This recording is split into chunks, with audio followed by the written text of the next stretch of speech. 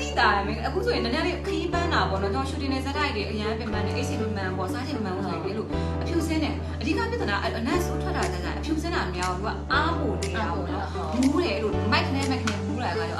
ဒီဟာလေးဆိုရင်ကျွန်တော်အများနဲ့ခီးသွားတယ်မရှိဖြစ်ဆောင်လာတယ်ဘာလို့ခီးသွားတဲ့ခါကျတော့လေဟိုမှာဆေးရုံတွေကပြပေါ့လွယ်တော့လေဒါလေးကအဲ့ဒါဆိုအမြဲတမ်းမှာလေခီးသွားဆိုရင်ထဲသွားဘာလို့ဆိုပင်ပန်းတဲ့ခါကိုလည်းပြောလို့မရဘူးလေဟိုက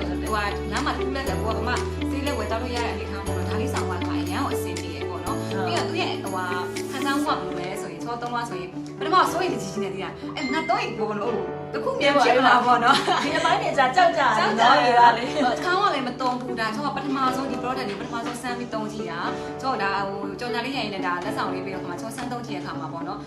စိုးရိမ်တစ်စိမ့်နဲ့တုံးလိုက်တာပဲဒါပေမဲ့တကယ်လို့ဒီမှာအရန်တော့ result ကအရန်ကျင်းနေမှုရတယ်တုံးလိုက်တဲ့အချိန်မှာဘယ်လိုဖြစ်လဲဆိုတာမင်းကလေးတွေပေါ့နော်မင်းကလေးတွေကျွန်တော်ဒါ recommend ပေးတာ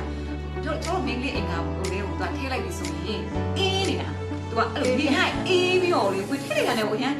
စိတ်ထဲမှာအရန် fresh ဖြစ်သွားဆိုတော့အေးနေတယ်ရတာလေအရန်အေးပြီးနေလို့ကောင်းတာအဲ့ဒါဟိုအဓိကပေါ့နော်ပြီးရင်သွား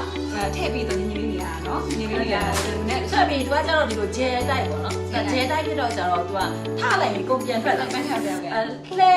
ကိုကလုံးဝအိတ်တော်မယ်ဆိုမှအဲ့လိုထည့်လိုက်ရတာဟုတ်အဲ့တော့ကျွန်တော်အိတ်ခန့်ဒီမှာထည့်တဲ့ခါကျတော့သူကဟိုကိုကလည်းအိတ်လေးပြီးမနေ့မိုးလေးကကွက်တီလဲသူကဖြစ်တော့အဲ့ချိန်မှာသူကဘာလဲဆိုတော့နောက်နေ့ကျရင်သူကလုံးဝ